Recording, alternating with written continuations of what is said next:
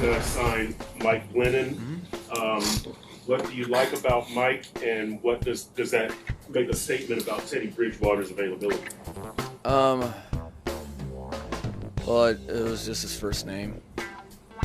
I thought there was some good there, and it reminded me a lot of myself and his physical appearance. I can't really forecast Teddy's availability, so as a result, Chris and I thought that this was the best course. I know what I do know is Teddy is nothing's more important to him right now than making himself available for the team. Right now he will be doing some ball handling things, but he can't throw a football yet. So it's tough to know anything until you can throw a football. Mike McDaniel talking about the decision to bring in another Mike Glennon. That was funny. It looks like Glennon will be in position to be the backup to Skylar Thompson, and Tua Tagovailoa already not playing. We know that. Mike McDaniel said that earlier in the week. Teddy Bridgewater, I was told on Sunday there's a fracture in that finger. Now, the dislocation in and of itself isn't the problem. You dislocate it, it pops back. It's the damage that happens in the process of the pinky dislocating and relocating and swelling, damage, etc. If you can't grip a football, you can't throw a football, you can't play quarterback in the NFL. So they're making their contingency plan, which would be Skylar Thompson 1, Mike Glennon 2 on Sunday against the Jets, Chris. Yeah, it seems unlikely that we're going to see Teddy Bridgewater. It's not a good sign that you can't throw the football. And then if you can't throw the football on a Wednesday, okay, on a Friday, well, maybe you can throw it, but are you going to be able to throw it to the ability or to the standard that it takes to get it done in an NFL football game? I mean, that's where I question that for sure.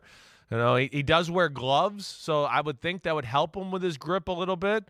But yeah, I mean, hey, dislocation's one thing. I played with a dislocated ring finger throwing the football a bunch. Anybody that knows me, it can pop out easily to this day, so it can be tough. Certainly. But like fracture is a different thing. Fracture is different than dislocation. Dislocation is like, oh, wait, it's really uncomfortable, blah, blah, blah, and yeah, it might feel a little loose. Fracture is just like, yeah, I don't have the same even power or strength, and it really hurts. And that's where, yeah, they'll have to gauge that. But I would expect we're going to see Skylar Thompson. Yeah, and the Dolphins still in the mix for a playoff spot in the AFC, hoping the Patriots lose, trying to beat the Jets, and there's still a chance that the Dolphins can get in. Yeah. And then maybe Tua Tagovailoa can come back and play. The reports over the weekend were that he's hoping to be able to play in the postseason if the Dolphins qualify. And we've seen this the past 3 years. They get to the right side of 500. They get within the vicinity of 10 or more wins, but they've yet to get back to the playoffs, and they still have hope that they can get there this year. But if they get there, it's going to be Skylar Thompson backed up by Mike Glennon playing quarterback, which is going to make it harder for the Dolphins to win. Although they loved what Skylar Thompson did in the preseason. Exactly. He was one of the storylines of the league, Chris. Right. He fits their offense and what they want to do, and he got a little unlucky with that interception last week there. It wasn't a great throw, but that's one where, hey, in the wide receiver room, they're telling, hey, Tyreek, you could bring that in. Certainly don't want to pop the ball in the air. He's a good athlete, so he can run.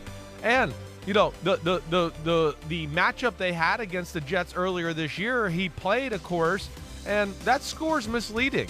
It is. I watched it back the other day.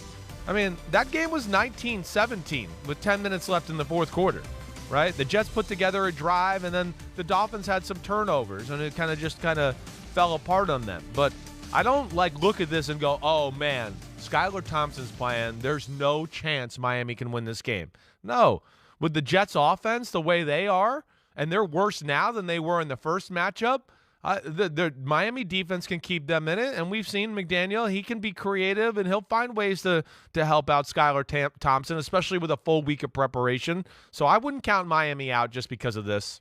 Hi, it's Mike Florio. Thanks for watching PFT on YouTube. Hit subscribe for the latest news and analysis from Pro Football Talk.